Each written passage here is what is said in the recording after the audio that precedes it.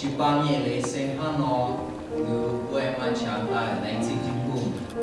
về bút sẽ về những sự chỉ bao nhiêu lấy sinh hoa nó về báo để chúng dùng của chẳng có những sựเป็นปุ่นเย่เป็นปุ่นเย่ว่าต่อว่าเต่าเราไปจุ่มจ่อปาก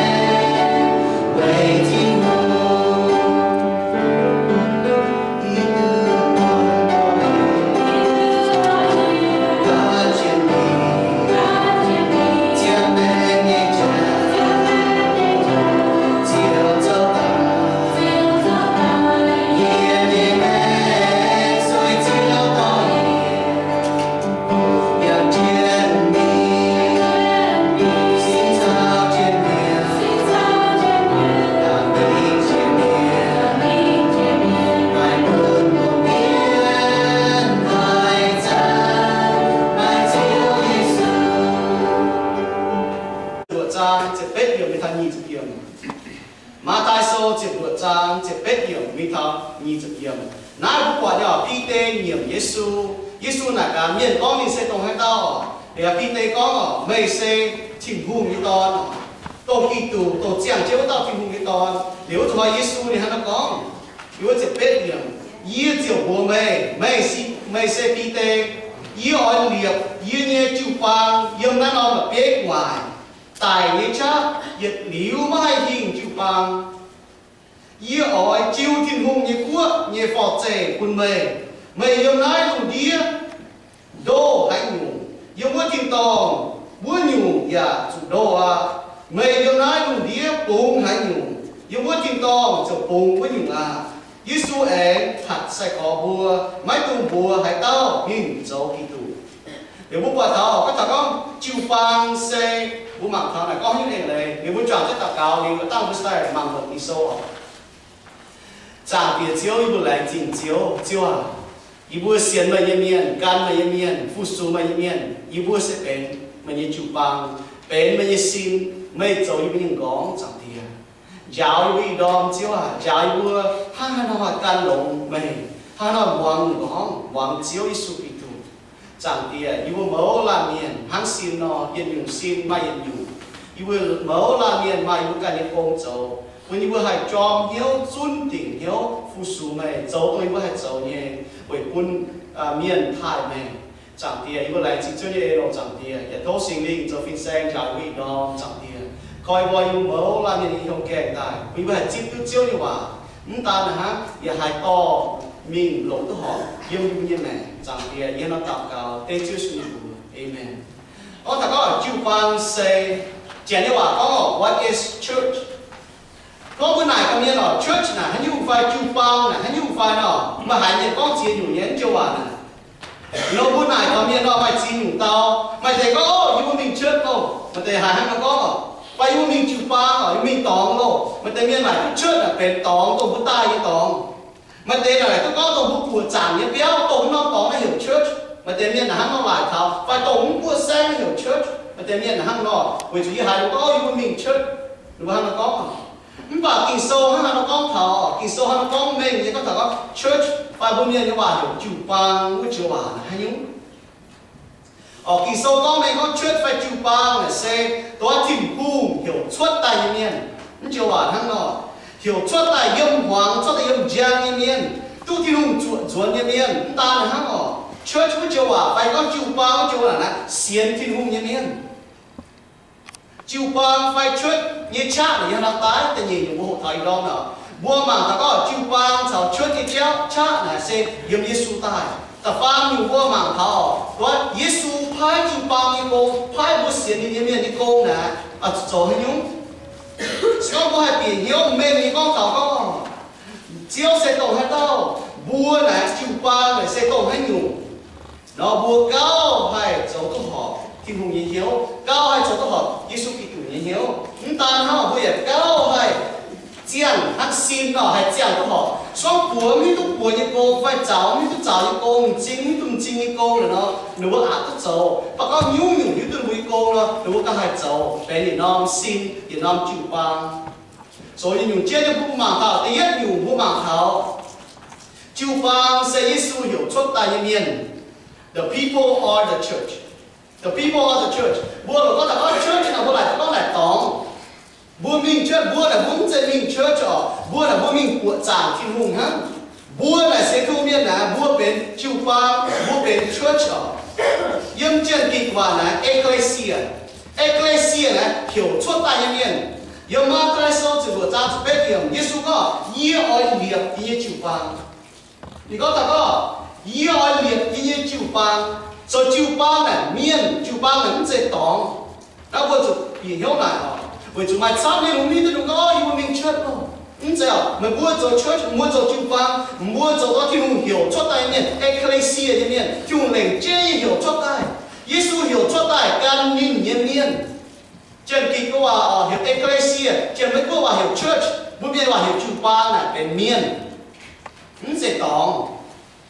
Bởi nào bùa tai nó là bùa tai của chàng như nói nó là bền tòng bùa tai cắt chun của chàng ha bởi chủ thiên hiểu bùa chủ cắt chun của chàng nếu bùa cắt chun yếm nó tòng của chàng ha và bùa là bền chịu bang như thế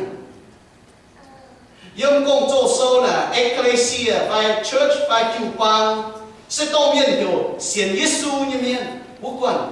xin đàn họ cũng quan miền hay là thiên hùng hiểu cho tài một can Giêsu một xiên Giêsu điểm miền xiên tôi miền như tôi không hiểu nhưng miền có một quan miền là hiểu chịu bang ở bên miền hòa phá ta hiểu chịu bang chuyện mấy quốc hòa hiểu church phải có Christian xiên Giêsu như miền phải có ecclesia là tôi thiên hùng hiểu cho tài như miền yếm công chỗ là hăng nó nhưng chiều hòa nó mà y nhủ ê lệ yếu kinh sâu tự nhiên nhủ ê lệ là yếu kinh sâu là ba ê lệ có thảo có quần tể như chủ bang tệ miền nó phải hiểu chủ bang phải hiểu church phải hiểu Christian phải hiểu ecclesia nè với chủ nuôi nhiệt quan xiên Giêsu như miền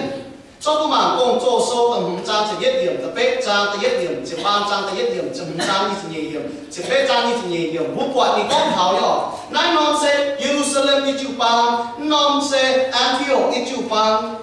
เป็นป้วนเตะจูปางอ่ะนั่นเจียวว่านะก็ถ้าจูปางจวนนะมันกวนเมียนตัวเสียที่ส่วนเมียนนะหรือเป็นจูปางเมียนมันเจ็ดตองมันแบบเมียนมันแบบนั่นเจียวว่าแล้วมันอีอยู่มาอยู่อยู่ป้วนเตะอ่ะเป็นป้วนเตะแย่กวนยึดน้ำต่อถ้าคุณยังนั่งเราอยู่ cross point เมียน Baptist จูปางอ่ะ cross point อ่ะบุญบัวเนี่ย you know บัวเมียนเสร็จแล้วบุญฟิงอ่ะ Baptist น่ะบัวเนี่ยก่อนโดđể chịu bang là bền bua là bền chịu bang miền bua miền xiên thu miền can thu miền có thiên hùng hiểu xuất tại miền chịu bang là hang nọ liu tan hang giang ba yết nhung có yết trung xiên thu miền yết trung xiên thu miền yếm chiến năm tòng nào ya bền chịu bang phi hang nãy là bền universal chỉ cho bạn có không có thằng có năm chịu bang yếm cả năm buông bản nó xiên thiên hùng nếu tôi thiên hùng hiểu xuất tại nếu bua ya bền chịu bang miền so chịu bang nè mà y nhung ê lệ mà có tao quân để chịu bang có tao yết choáng chịu bang miền yết chú là bền chịu bang miền với chú bua choáng có tao thiên hùng xiên choáng tao thiên hùng trả nếu bua mang tháo yếm Giêsu cần có chịu bang đó hiểu xuất tại miền chịu bang là church là bên miền có thằng có chịu bang ta chịu bang hát thiên hùng kín tại miền bà công chỗ bùa mình bè có thằng có chịu bang là tôi hiểu xiên Giêsu như miền Paulo có ecclesia phải church phải chịu bang sẽ bên Kitô Giêsu Paulo anh có tên muộn tên cũng mang thằng có Giêsu sẽ走bên những gong bà bùa xiên Giêsu như miền là bên Giêsu à chúng hoàng min,你看他耶稣做主帮人讲，kun主帮人用。Ephesos 第一章呢就嘢用，托士書第一章就必用，冇盲他嚟哦。你看他耶穌嚟做唔講，冇盲他唔講，你 kun 用就哦，冇人做，因為你步喺度，或者步喺你喺大啦，咁就個嚟你步緊做，把人人講做出嚟。mà lại có Giêsu cái cụ này做bên bia,做bên con lỗ,做bên chiếu, là hăng nó bùa là xin là eo, bùa là mai có ngõ hiểu mình chỗ, ngõ hiểu bùa mua là bùa hay có yếu mọi chỗ, mai ngõ hiểu bùa chỗ hiểu bùa eo chỗ chỗ, Giêsu Kitô hiểu chịu bang, hiểu như xin chỗ hiểu bùa eo trên chỗ, hăng nó, vì hăng nhỏ ecclesia phải church phải chịu bang, sẽ xiên Giêsu như miền. Phải can Giêsu như miền, phải tu Giêsu hiểu xuất yếm hoàng như miền, phải Giêsu kín ta như miền, phải tu choàng, mình có tu choàng cho bộ tràng phụ su thiên hùng như miền, bút bén thiên hùng cả như bẻ phí như miền, phải có bởi bút cáp chun tài phụ su thiên hùng như miền, ta nó học kỳ sâu thì có yếm tự yếm kinh tế sâu, tự nhị trang tự chuyên là tự diệm thì có ta có bút bén thiên hùng bẻ phí như miền, tự bút chỗ chính kín có ta có Giêsu chỗ như bộ hòn như xí như miền. Ta có bút bên phải phí hảo, bùa thúc thiên hùng con liền như miền, chịu khoang là tổng lái hảo, sau bùa hữu tôi có bùa là bên nhung nắn dây tóm, bùa tham miền có church chịu khoang, ecclesia church chịu khoang là dây tóm, tóm ấy mới bị cấp rút bùa chẳng hả, chịu khoang là sẽ y bùa tổ xiên đi phu như miền, xế xu như miền, tổ thiên hùng hiểu chốt tay miền, tổ thiên hùng hiểu cho ta yếm hoàng, ta muốn sao nào mà thế này yếm miên yếm bự đĩa yếm hoàng cái đó, Giêsu hiểu bố cho ta, bố là về thiên hùng như chịu bang, về Giêsu như xin, về Giêsu như nam nhiều, mình giàu với những góng cuốn bùa, thì nhất là chịu bang sẽ hay nhung sẽ tông nào, tất nhiên nhỏ chịu bang như chắc mà sẽ yếm hảo tài, chịu bang như chắc sẽ yếm Giêsu à, bố mà khi sau là Giêsu có mà có Giêsu còn có yếm ma thai sau 你講即咩樣？馬太數16章18個，依愛獵依你就幫，依愛獵呢？你當你講嘅之後呢，你驚獵哦，唔係要俾啲口開喎，要俾啲口開呢，你獵就幫，要唔開呢，你獵就幫哦，要唔開呢，不管工作收的嘢，咋不管結幹就幫他。唔係要馬太數16章18他是最用，耶穌講嘅呢，嘛邊有誒你講同你做，你講依愛冇咩寫必得，你講同冇必得哦，依愛獵依就幫，要那孬嘅別怪，大嘢差熱了咪應就幫，依愛招天父嘅，過嘢佛者คุณไม่要那龍啲多係用，要ว่า天當嘢多唔用，要那龍啲ปุ่ง係用，要ว่า天當嘢ปุ่ง唔用。耶穌行nó có bia nhiều bố mạng thảo mà bia nhiều biếu thảo có buồn liệp chịu bang耶穌liệp đi chịu bang là mang nhiều thì耶穌có thảo chịu bang còn đó耶穌có thảo chịu bang còn đó không耶穌cần hắn hay dấu chịu bang còn đó phải liệp chịu bang phải chạy chịu bang bởi nãy bữa hải liệp sao mấy con thảo có buồn như chịu bang thì chiếu là耶穌Kitô bây giờ thiên hùng nhật bao chút tổ miền nè, cái này chút tổ miền bên bao ha, yếm chiu ba nó lống chi nghe mình hồ cho thiên công là bên kỳ thủ nhật bao, bởi nãy yếm kỳ sâu chỉ nó còn bao lô gia cổ chỉ là có yê gia cổ thiên hùng nhật bao, yê bao lô thiên hùng nhật bao, số bùa nè, mai, hay tao cho chiu bang chiếu cho để Giêsu Kitô, bởi chủ Giêsu Kitô được tao ha, nhìn thành liệt chiu bang. Còn đó là những Giêsu, Peter có mà,不管人 Peter 講，咪地錢會閃咯，會閃落嚟，講哦 Peter 啦，天空業就幫人 Peter，為哪一種不管咪關錢會閃的招，如果差面會閃高啦 ，Peter 做唔高，你陣會越爛走，你陣會做埋 Peter 一乾做唔一乾咯，你諗當然講用ดู咯，但天父講啊，啲天父唔閃行咯。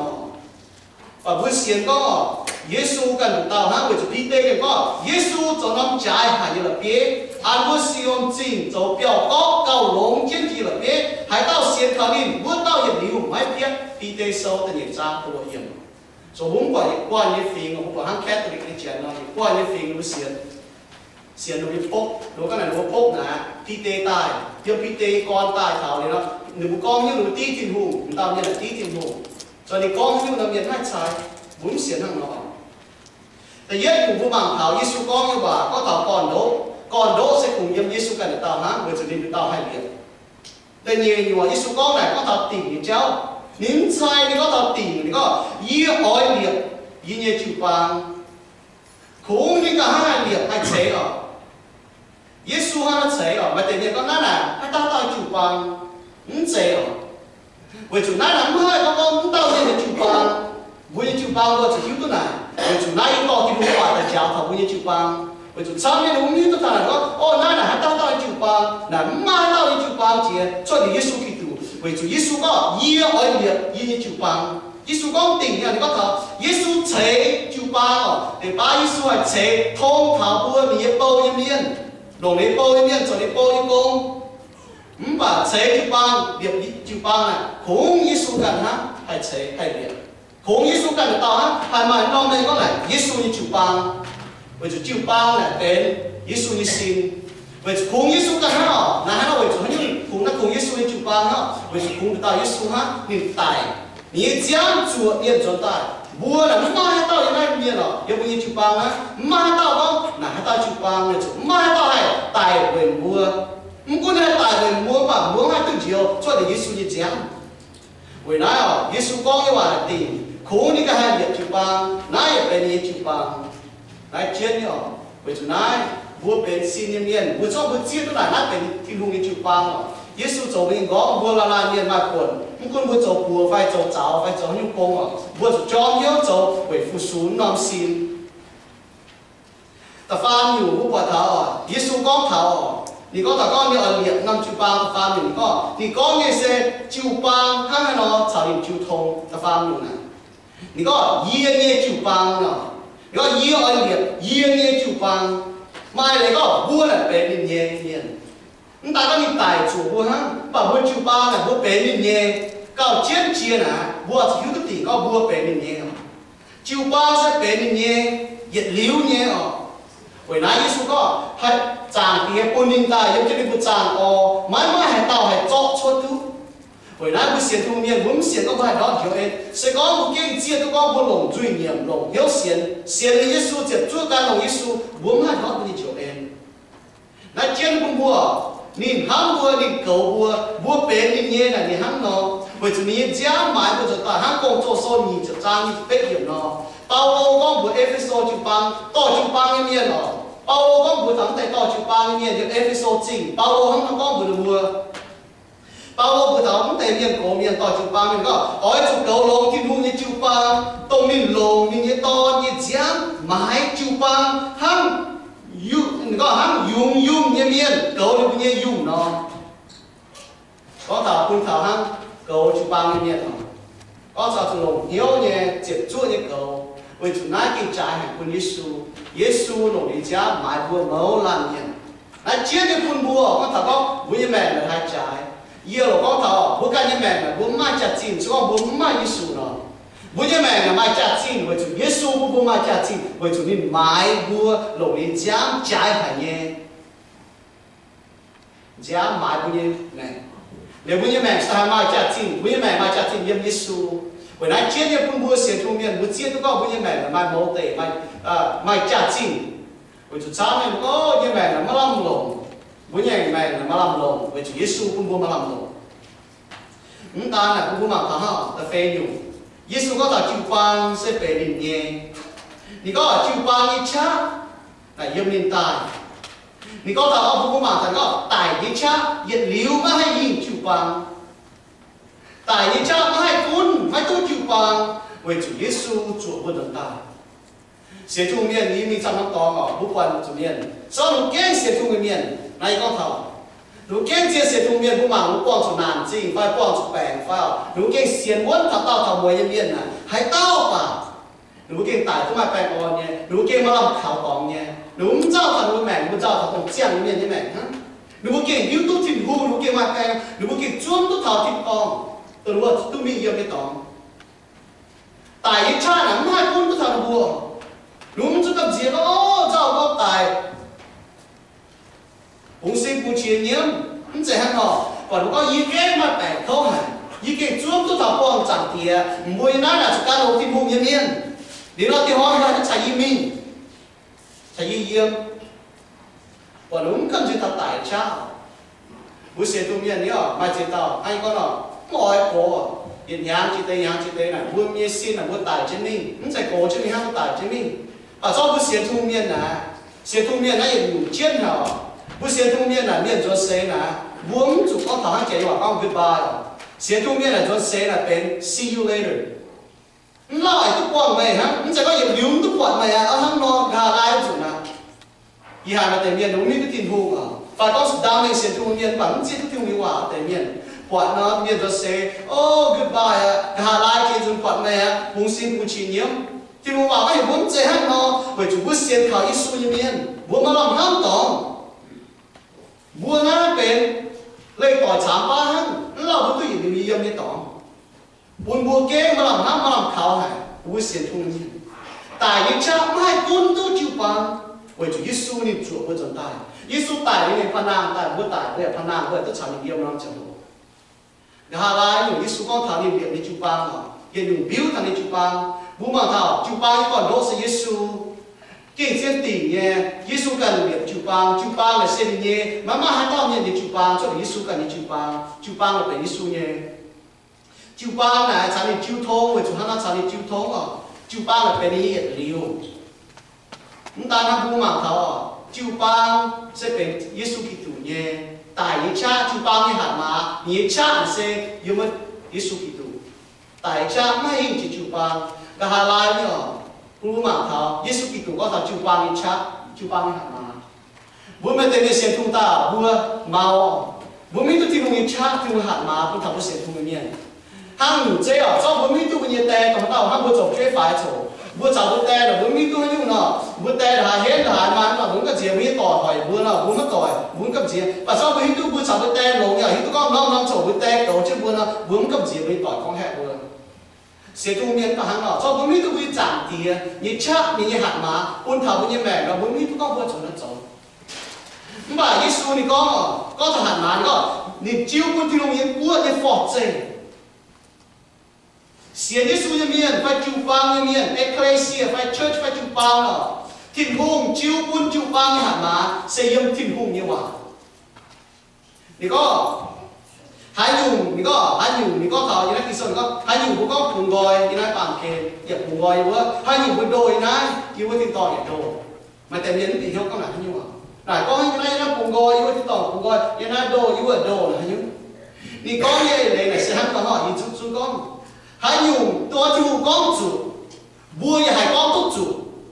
hai nhung chú con tỏ bùi hai con tốt tỏ bởi chủ bùi như hạt má là yếm thiên như hòa thiên hùng ham nó con của ham nó con tu con Giêsu có cho điều sẽ thảo thiên hùng mãi mãi tao mãi cái tiệp cháu mà mình tự thảo thiên tỏ bố hai con tu ham nói cho điều sẽ thảo Giêsu mãi cái tiệp cháu thảo thiên tỏ bố hai nó con tu nhé ham nó con là chủ nhé bố ham nó con thiên tỏ là ham nó con thì ham bố con là chủ ý cha chín chủ tài bởi chủ kỳ số có chủ ý cha chín chủ tài là ta ham nó là em lên là ham nó bố hai em trên chiếu như quả con hai nhung sẽ họ với chủ kỳ số con họ hắn nhung sẽ tỏ với chủ kỳ số con tỏ là em lên là hắn nọ chịu bao nhiêu hạt má là hắn nọ quân thảo với xiên thông miền ý kiến hùng điêu của đó mai chiến hùng hùng điêu mai chiến hùng xiên mai chiến hùng phiền như cháu mai chiến hùng cháu cho tại nó hùng điêu miền như con nhung chiến nhung cha như là chỗ xiên thông miền mất hỏi con nhung chiến đó và ta sẽ pin á hắn nhung bà với xiên thông miền thì hạt má thì là kỳ số thì đúng cái quả hắn nó có vượt kinh hắn nó có cho kỳ soi bảo nó có cũng tự có anh mình hỏi miền hắn pha sĩ chiến nó mà kỳ soi cháu anh có xa chỉ nụ lệ hỏi miền và cho kỳ soi hắn mình như nào vừa có vừa mình như vừa thằng miền có kỳ soi bảo hắn nó có không có miền ói và kỳ soi hắn nó có hạt má như nào ta pha nhiều chịu băng như mẫu tệ bố hộ thảo chịu băng xe miền chịu băng sẽ tổ ca Giêsu như miền chịu băng sẽ tổ xiên Giêsu miền chịu băng sẽ tổ Giêsu hiểu yếm mắng cho ta yếm giang như miền chịu băng sẽ tổ Giêsu chuột tay miền sống chịu băng sẽ dệt tòng buông dệt mình chốt vừa tại của chàng vừa là bé chịu băng vừa bé hiểu chốt tay miền vừa bé thì đúng như sim để vừa quả thảo ta có mà hăng chịu băng như cha chịu băng hạt má sẽ yếm Giêsu tay Giêsu có những ơn nghiệp chịu băng mai chín biếu nhìn biếu hết chín ở trong hộ thảo đến rồi mua mảng thảo chịu băng như mẫu tệ Giêsu mình như có non chịu băng ở trong nó走bây giờ chịu băng ở trong nó走đến nhiệt màu nhiệt xét nhé thái giang nhiệt giang có thằng có bây giờ chịu băng như non chịu như này là trong nó走đến nó có không phải Giêsu thái nhiều à sao như sai có bữa走như gì yếm chịu băng ở yếm chỉ đảng chịu băng à biểu mình bây giờ chịu băng ở chỗ chết走thì yết nhủ bây giờ chịu băng ở chỗ chết走nè vua chủ ngài chọn trên của chàng bởi nó là vua tài của chàng thiên hùng sẽ có tài church vua tài của chàng thiên hùng vua bên chịu bao vua bên church vua bên ecclesia và vua tài nó là vua cấp尊của chàng bởi chủ công作vua ở trên đàn vua cấp尊của chàng nhưng công作sâu từ nhị trang phê chủ nhiệm kỹ số này có nên vua hỏi cấp尊nhiệm chàng thiên hùng nhiệm béo và nhiệm nên vua nhiệm béo mẹ chúa mà hỏi dự án ở nó có thấy vua tập phàm trang tiếng nhiều mà hỏi dự án vua long giang hồ xây tối chủ mình tạo cao như giang hồ Peter chào Johann mình chàng thiên hùng như béo tạo cao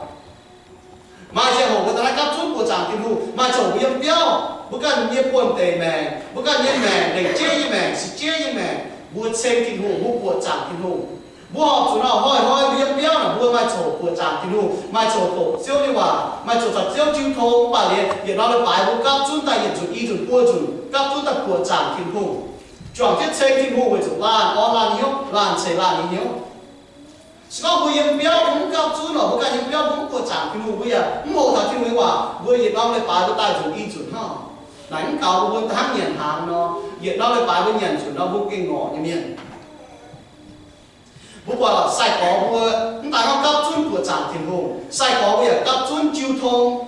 hộ kinh sâu nhận sinh hàng tao cáo Johann sơ thì hết trang từ một những thật chết điểm có sẽ có vua chào thiên hùng chiêu thông bà chào yang hoàng như cháu nó bố khốn còn vẻ hăng mà ê trên lễ cháu bà sẽ có vua yếm hăng thiên hùng yếm gia nó vua chịu lan chào lan chiêu thông thì to như số kỳ thủ như giá nhiệt giáo dình muốn như trung chuối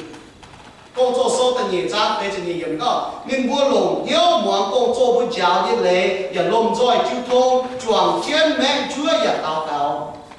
ใส่ก่อบุกกับชุนจิ้วทงอ่ะ fellowship จิ้วทงอ่ะเชียนเนี่ยคุณบัวจิ้วทงมันจะกับชุนแต่เจ้าเนี่ยจิ้วทงกับชุนแต่ล่างออนล่างการลงทิ้งพงกี่โซนก็ชอบไปจุดสุยมจางบุยมจางชอบบุยมจางเนาะบุษหามาจิ้วทงสก็มันยมจางมันอันเกจการจะจิ้วทงยี่หว่าโจ้ทุกไม่จะยี่จิ้วทงบุจุบุโจ้ยี่เจ้าน่ะมันต่อยจิ้วทงยี่หว่าสก็บัวยินอยู่เชียนเนี่ยบัวถ้าจิ้วปังยี่โมเตเนี่ยบัวจะจิ้วทงบัวจะหกกี่โซ่บัวจะจอดที่เหยียดสิงหาบัวจะกับเล่นตับเกาวันนั้นจะไม่ยุ่งบัวอีหาหยีบัวกับชุนแต่ตับเกามันก็ให้จอบไปจิ้วปังให้เฉยไปจิ้วปังให้ยุ่งบัวอะไรจริงไปจิ้วปังวันนั้นบัวเว้นเสนาซันเดย์มอร์นิ่งเนี่ยบัวกับชุนแต่หกกี่โซ่แต่ป้าวิ่งเหยียบยี่เหยียบหกชิ้นนี่แต่ป้าหยิบจางให้จางหกชิ้นนี่มันคุ้นห้าน้องป่ะบัวหลงจางหกชิ้นนี้ว่ะวันนั้นบัวกับชุนแต่จิ้วทงอ่ะมันคุ้นโจจิ้นอยู่ป่ะป้องว่าล่างออนล่างนี่เหี้ยววันจุดนั้นใส่กอบว่าทั้งนั้นโจใส่กอบว่าอย่ามิ่งมันมีเขาผู้เฟียนจะยิสูพายนี่ว่าโจ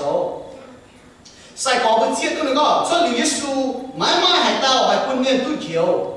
วันจุดยับลุงเดียมาเมียนบุดงทิ้งหัวไม่ใส่กันน้ำบัวปุ่นบัวจุดเขาตู้เขียวกองโจโซ่กับเฟจ้าจะเยี่ยมกองโจว่าเจี๊ยบตัวนึงก็ช่วยเหลือเสียงเขายิสูน่ะไม่กันติดจ้าตู้เขียววันนั้น工作วันนั้นมึงเก่งเจี๊ยบก่อนมึงมีบุญเมียนถอดทิ้งมึงเจ้าถ้ายุ่งใจที่เจี๊ยบเจียวบุญว่าบุญเมียนนะบุญเขาคู่เฟียนเจ้านั่นแหละคุณบุญยังห้องต่อยฝีหางเนี่ยถ้ายุ่งใจที่เจี๊ยบเจียวว่าบุญเมียนเสกคู่เฟียนฮะอีกเขาบุปผาไม่เจียตามเมียนบุญจนเสกโก้เจ้าโหโก้เจ้าเนี่ยเมื่อบุญเมียนนั่นเจ้าฮะเราโก้เจ้านั่นร่างกายเราพายได้พายรู้ยี่ห้ามเจี๊ยบก็ยันอยู่โก้เนี่ยจนเสกโจ้ไม่ยุ่งพายบุญเมียน唔係依個，喺呢度嘢係怕要啊，喺呢度嘢係บัว，因為依บัว你บัว咩？依บัวบัว先靠啲數據度，你依名單當，你做隻บัว你個下บัว就依名嗰度當，嗱真係半夜哦，唔係講呢度嘢，嗱怕嗱半บัว夠真係嗱，為住依名單當哈，你個下บัว都就依名嗰度當，誒龍字當，บัว嘛做成面係刀喺度嗱，唔管你咩都聽到辦話，喺度講你名嗰度當。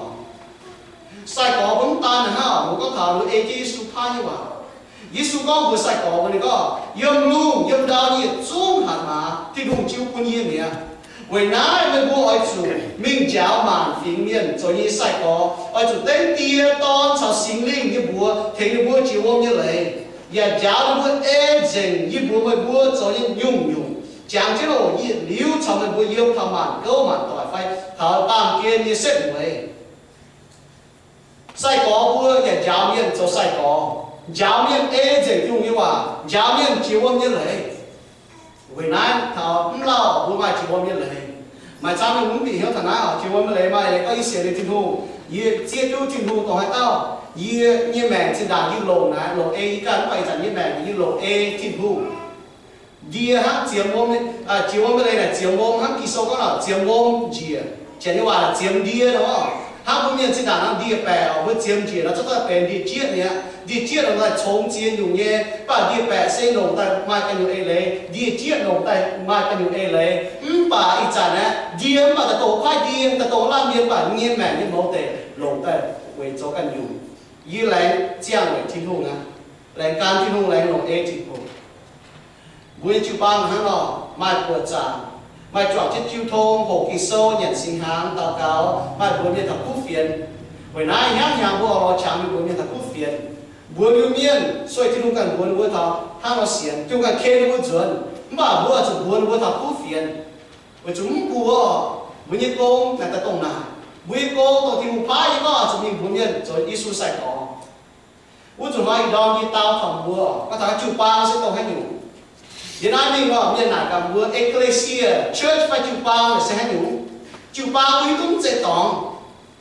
bảo miền tôi Giêsu hiểu chốt tại miền tôi Giêsu hiểu xiên tại miền tôi can như miền tôi Giêsu chuẩn tại miền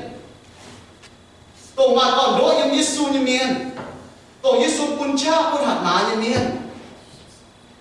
chịu bao sấn dễ tòng chịu bao sẽ miền chịu bao như cha sẽ yếm Giêsu chịu bang sẽ Giêsu như chịu bang sẽ bùi lan như na chịu bang bùi chú nó bị thùng như bao bị thùng nằm nhiều ha giờ tao mà dùng công dầu ha ở đâu bố quản đó bữa nó chiếm chủ nhà bố quản mà để cho chi dùng công giờ tao mà dùng công dầu mà bùi chú bị như bao ha nó là mất bên đó chịu bang là mất bên thì tao nên chịu bang vì chúng nó biết tôi tin ông như vậy tại nó mà con ha thì tôi tin ông như vậy nè mà tao không làm chịu bang hay tao nghe vì chúng mà tao tài về để miền Giêsu có đi cần liệp chụp bang, Giêsu có đi liệp chụp bang, muốn nhiều chụp bang, đi cần liệp đi chụp bang, tôi đi chuột đi chụp bang, nhiều chụp bang đó, đi cần phun chắc nhiều chụp bang, nó tải chắc nhiều chuyện, phun con đi chụp bang là bùa như vậy, bùa như chụp bang này, bây giờ nó chụp bang ha, Giêsu chụp bang thì chúng tôi sẽ đi như vậy, đểเป็นchụp bang thì ha, bùa làเป็นxin chẳng nhiều ha. Và Giêsu cho bây giờ có mai lấy có biệt quân trên bùa biệt chụp cầu trên bùa chụp vàng như vậy bùa bọn mình nhở Giêsu còn có nên nhớ chụp vàng đi gần cầu nên nhớ chụp vàng đi gần quân cha đi chụp vàng đi gần quân đi chụp vàng đi gần điều này vậy nãy đó bài chiến những quân giao thảo bữa lại có nãy đi chụp vàng ý chia tôi nói nắm dậy tao nhận đi chụp bang, nãy có Giêsu tài về chùa bữa chuẩn tài nhận nghe, buổi chúc bên nhiều xin ha, bữa máu lan lên cả chụp đi công, yết chụp đi công, chụp hộ thiên hòa, chụp chun hòa, bữa mai chế tao chụp thiên công, tao thiên hiểu bữa chụp nghe, bữa mai chụp trên hoàng, bữa chụp thiên công tao mà nhiều, bữa hai bên chụp bang như miền, bữa hai e trên chuột sai cò như miền, bữa chụp chia tôi con, bữa chụp bữa chạm thiên hồ. Bữa giờ chọn cái chiêu thông, bữa giờ chọn cái hồ kinh sâu, bữa giờ chọn cái đào cao, bữa giờ chọn cái nhận sinh hàng đẹp chưa, bữa giờ chọn cái chun cú phiền, mà bữa buôn Giêsu lồng thông thảo bùa, chỉ bùa mà thông thảo bùa Giêsu lồng thông thảo bùa, nên liệp ý chụp bang thông thảo bùa, bùa hong có bùa bể đi công miền, bùa hám giải bùa cho用truy miền ha, thiên hu有con bùa lồng bùa cho đi công. Mà sẽ đi em ha, đúng không thằng nào? Chú bang sang thì nó xin lan miền, mà cái này công cháu hàng xin nó, buổi hiếu tu bây giờ trình nhỉ, hay nhung, bữa chúng mình cháu với nhung, bữa lồng cháu với chiếu phun với tu giang lạc đầu phu su, nãy là hàng nó, sau bữa chia tu tin hùng, tổng hai tao, chia tu bữa tổng hai tao, chia tu về này chú bang miền, về Giêsu về này chú bang chiếu. Mìnhเป็นเรียบชูปังเนี่ยน้องชูปังนั่นเป็นเย่บวกชูจอมเฮ้ยฟูสูตัวบุญยินก้องยิสุกิตุยี่ห้ามจะก้องห้ามเราจ่าเท่าคุณบุญปีเขาแต่ก้องชูปังนี่เลยเสียให้ยุ่งแล้วเรายี่จ่าตั้งน้าหัวเต้าไปจีบคุณบุญหิบเท่าบุญจะห้ามมาตรงเนี่ยโอ้ยมีเชิดตรงไหนเชิดตรงไหนแต่ตรงน้องตองเป็นเชิดชูปังเป็นตองที่สมจะจ่าทั้งน้องชูปังมาช้าอาหารมานี่เนี่ยตัวที่บุคคลเนี่ยชูป้าให้ยิ่งจิตใจชาติเนี่ยส่วนต่อนั้นให้ยิ่งจิตเด็กนั้นส่วนว่าจะจังเจ้าว่าจะยุติว่าจะเป็นตัวเจ้าว่าอยู่ biblical church biblical Christian ตัวเอกิงโซเนี่ยชูป้าเอกิงโซเนี่ยเสียทุนเนี่ยบุกบุกเป็นชูป้าเนี่ยบุกส่วนเอจึงบุญยังง้อบุกว่าจะทำอะไรสวยนักกิงโซบุกจังได้ตะเกาจากที่เจ้าบุญแหลกจริงไหมอีบัวคุณไม่จะวิ่งก้องคุณอีบัวจังเดียคุณไม่จะเจียวคุณให้ตามเกณฑ์หอยเท้าไปอีจานหอยคุณอีบัวเหมือลานเงียนคุณไม่คุณอีบัวอีบัวแม่เก่งสูงหายสกอยอีบัวมาไม่คุณเจอีบัวจังเดียไปอีบัวแม่เก่งกวางสุดเจียนอยู่สกอยบุ้งคุณเจียวคุณอีบัวเอจะเจียวหวานโซ่นี่ยังเอจะเจียวเจ้าอีบัวแหลกจริงเจียวเอจังเดียแม่เก่งอีบัวเหี่ยวอีบัวตายไม่ใช่เรียกยูบัวแต่เป็นมีน้ำเดียวเป็นชิวปังไม่ต่อยวิ่งแต่กับชุนอยู่นะแต่ฟูสูไม่แต่ปวดจังไม่แรงจริงเจ้าเองจริงคุณช่างเยี่ยมมาช่างแต่นั้นจุนเจ้าคู่เฟียนเยี่ยมนะจากเทียนนะเก้ไปฝูบัวห้องยี่เองจริงจากเทียนยี่สิบตัวก้องเป็นเก้เป็นให้เจนว่าก้องเป็น high calling เป็นเก้จ่ายหันยี่เหี่ยวเป็นเก้บัวห้องยี่เองจริงต้องเจ้าคุณทำยี่แม่คุณยี่เกาลงคุณยี่จุนลงจังเดียมันเพี้ยนเนี่ยมันเพี้ยนเจ้านี่ว่าตอนยุ่งเจ้าอ้อยเจ้าเนี่ยมีหิวตู้เตะคุณยิ่งเจ็บจ้วยิ่งปวดท้องบัวจังเดียโทษเจ้าคุณรู้มาช้ามาเป็นเสกให้กินเองเจ้ายังว่าโจปุ่นบัวมาหอยโซ่เจ้าจะเพี้ยน chiếu hai con lông hải như miền lông hải như bao biệt tai yêu mẫu la miền mảng thầm năm hoi chẳng tiền yêu cái thầm năm hoi trên hồ chẳng tiền thôi chiếu yêu vừa hai chụp chuột như căn lồng mày chụp chuột như phu sù mày yêu vừa chia tu con chẳng tiền yêu vừa kén lông hải vừa chụp chiếu mày lồng nhẹ dám chuột yêu chẳng tai yêu vừa như mẹ kế mà chặt chìm hải vừa chụp chiếu yêu vừa mẹ mà chặt chìm yêu vừa kế trái hải vừa chụp chiếu chuột yêu chẳng tai yêu lại chỉ chơi em nó chẳng tiền giờ lại chiếu yêu mà chẳng hay mà cặp chung hộ thảo hắn hai bên mình chụp bằng chẳng tiền đi đong hộ liều như miền chẳng tiền chúng ta có yêu cảnh hiếu tu hát yêu mà chẳng hải miền tôi muốn bị hiếu tao chung yêu ảo thế yêu mà ta mà cha hải buồn tao chiên lấy hắn chiếu sài cỏ nó và miền xiên kiên xiên tỏ như thế yêu mà chẳng hải buồn tao chiên lấy không phải lồng hắm buồn tao chiên lấy chẳng tiền yên là tao cả tên chiếu suy buồn amen tamที่เยซูมิงอย่าหิงเชียสังเตนุนวิวางเย่อินเซียนเย่เจ้าเวจูบัวหายมาชาหิงยิมเซวิสูหังเสียงประกาศบัวจอมเฮียวเนี่ยเปล่าบัวจังหากองบัวมาปวดไปเยซูเยซิมบัวจูบัวหายต่อเยซูเย่เซียนเลยตายตาหิงเชียตรงเตวายจ้านี่เจ้า